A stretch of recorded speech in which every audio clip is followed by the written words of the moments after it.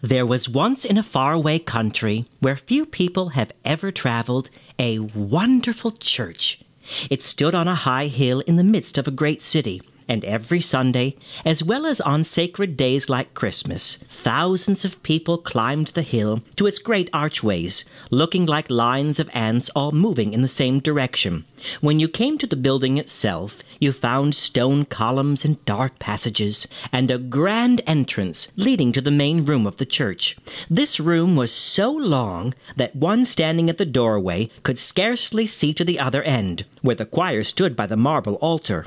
In the farthest corner was the organ, and this organ was so loud that sometimes when it played, the people for miles around would close their shutters and prepare for a great thunderstorm. Altogether, no such church as this was ever seen before, especially when it was lighted up for some festival and crowded with people, young and old. But the strangest thing about the whole building was the wonderful chime of bells.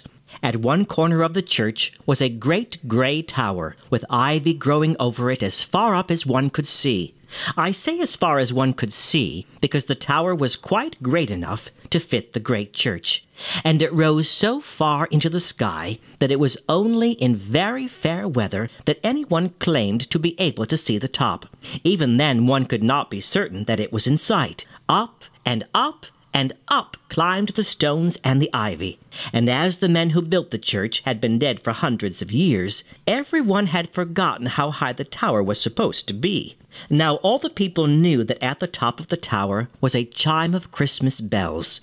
They had hung there ever since the church had been built, and were the most beautiful bells in the world. Some thought it was because a great musician had cast them and arranged them in their place. Others said it was because of the great height, which reached up where the air was clearest and purest. However that might be, no one who had ever heard of the chimes denied that they were the sweetest in the world. Some described them as sounding like angels far up in the sky, others as sounding like strange winds singing through the trees.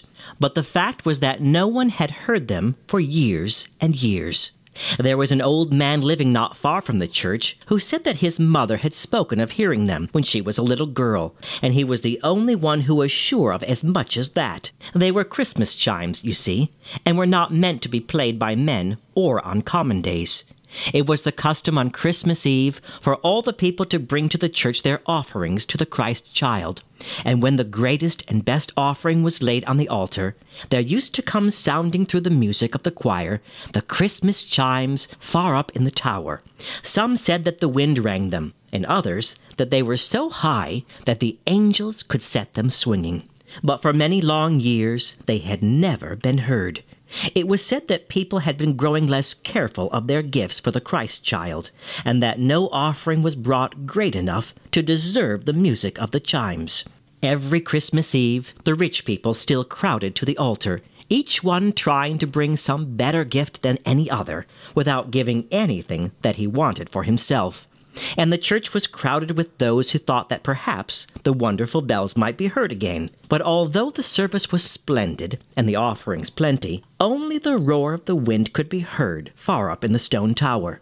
Now, a number of miles from the city, in a little country village, where nothing could be seen of the great church but glimpses of the tower when the weather was fine, lived a boy named Pedro and his little brother.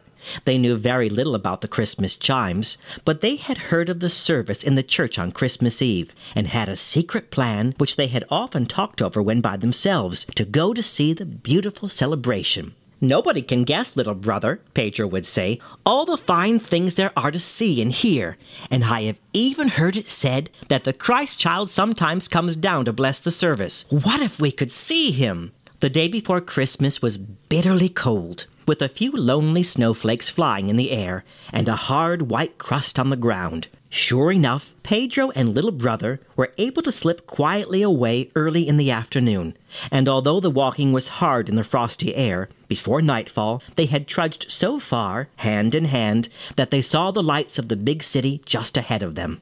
Indeed, they were about to enter one of the great gates in the wall that surrounded it, when they saw something dark on the snow near their path, and stepped aside to look at it. It was a poor woman who had fallen just outside the city, too sick and tired to get in where she might have found shelter. The soft snow made of a drift a sort of pillow for her, and she would soon be so sound asleep in the wintry air that no one could ever waken her again. All this Pedro saw in a moment, and he knelt down beside her and tried to rouse her, even tugging at her arm a little, as though he would have tried to carry her away. He turned her face toward him so that he could rub some of the snow on it, and when he looked at her silently a moment, he stood up again and said, "It's no use, little brother. You will have to go on alone." "Alone?" cried little brother. "And you not see the Christmas festival?" "No," said Pedro, and he could not keep back a bit of a choking sound in his throat. "See this poor woman. Her face looks like the Madonna in the chapel window, and she will freeze to death if nobody cares for her. Everyone has gone to the church now, and when you come back, you can bring someone to help her. I will rub her to keep her from freezing, and perhaps get her to eat the bun that is left in my pocket." "But I cannot bear to leave you and go on alone," said little brother. "Both of us need not miss the service," said Pedro, "and it had better be I than you. You can easily find your way to church, and you must see and hear everything twice, little brother, once for you and once for me. I am sure the Christ child must know how I should love to come with you and worship him. And oh, if you get a chance, little brother, to slip up to the altar without getting in anyone's way, take this little silver piece of mine and lay it down for my offering when no one is looking. Do not forget where you have left me, and forgive me for not going with you."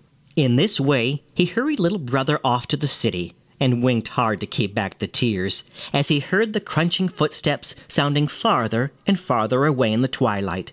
It was pretty hard to lose the music and splendor of the Christmas celebration that he had been planning for so long, and spend the time instead in that lonely place in the snow.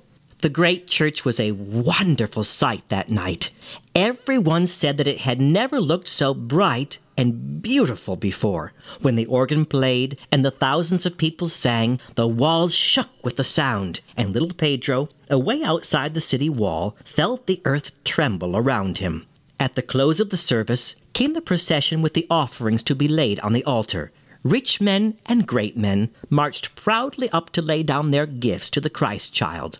Some brought wonderful jewels, some baskets of gold, so heavy that they could scarcely carry them down the aisle. A great writer laid down a book that he had been making for years and years. And last of all walked the king of the country, hoping with all the rest to win for himself the chime of the Christmas bells. There went a great murmur through the church as the people saw the king take from his head the royal crown, all set with precious stones, and lay it gleaming on the altar as his offering to the Holy Child. "Surely," everyone said, "we shall hear the bells now, for nothing like this has ever happened before." But still, only the cold old wind was heard in the tower, and the people shook their heads, and some of them said, as they had before, that they never really believed the story of the chimes, and doubted if they ever rang at all. The procession was over, and the choir began the closing hymn. Suddenly, the organist stopped playing, and everyone looked at the old minister, who was standing by the altar, holding up his hand for silence. Not a sound could be heard from anyone in the church, but as all the people strained their ears to listen, there came softly, but distinctly, swinging through the air, the sound of the chimes in the tower. So far away, and yet so clear the music seemed. So much sweeter were the notes than anything that had been heard before, rising and falling away up there in the sky, that the people in the church sat for a moment as still as though something held each of them by the shoulders. Then they all stood up together and stared straight at the altar to see what great gift had awakened the long silent bells. But all that the nearest of them saw was the childish figure of little brother, who had crept softly down the aisle when no one was looking, and had laid Pedro's little piece of silver on the altar.